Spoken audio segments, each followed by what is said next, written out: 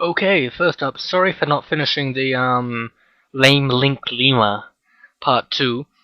That will be done eventually. I've just been very busy, and by very busy I mean I've recently started playing World of Warcraft. Well, I've got exams in like a week or so.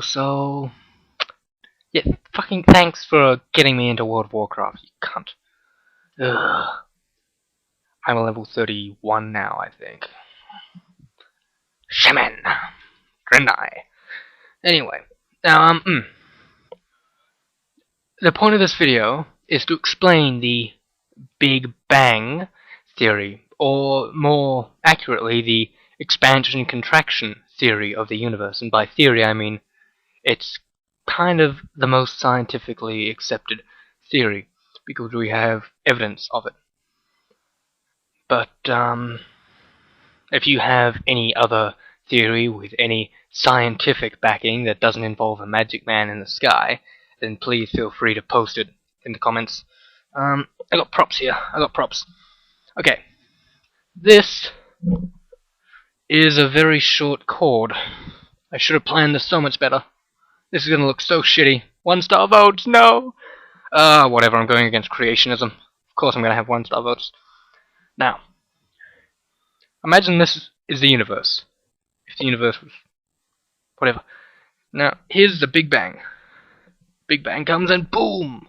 Expands. And then, we're at about here, so it's still expanding. Eventually, it's going to be as big as it's going to get. The force from the original Big Bang has been so weakened by the gravitational pull of all the objects in space pulling on one another by such a tiny amount over trillions of years that it starts to fall back in on itself again. Eventually, it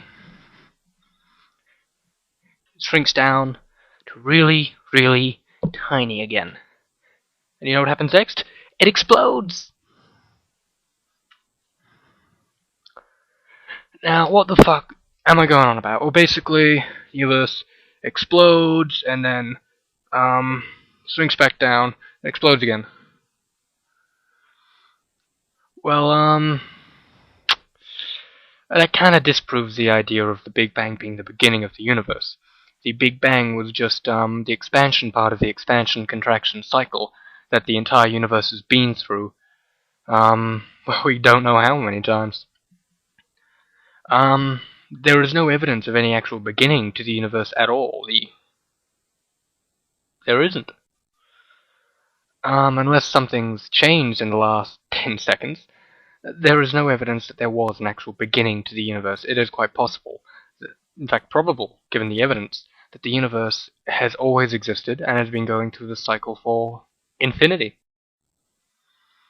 You can bring in all sorts of word games. Oh, infinity doesn't exist.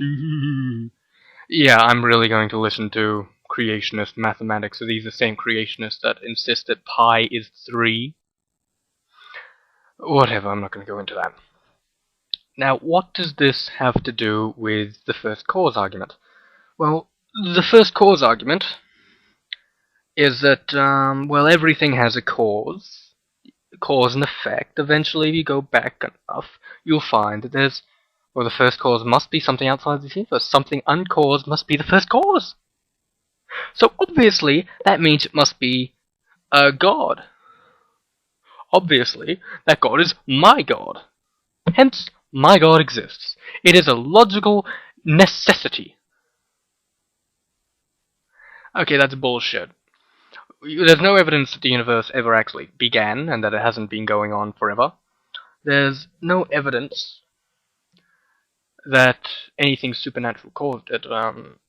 You're going from, well, it's impossible for this to happen, so this equally impossible thing that there is no evidence for at all must have happened.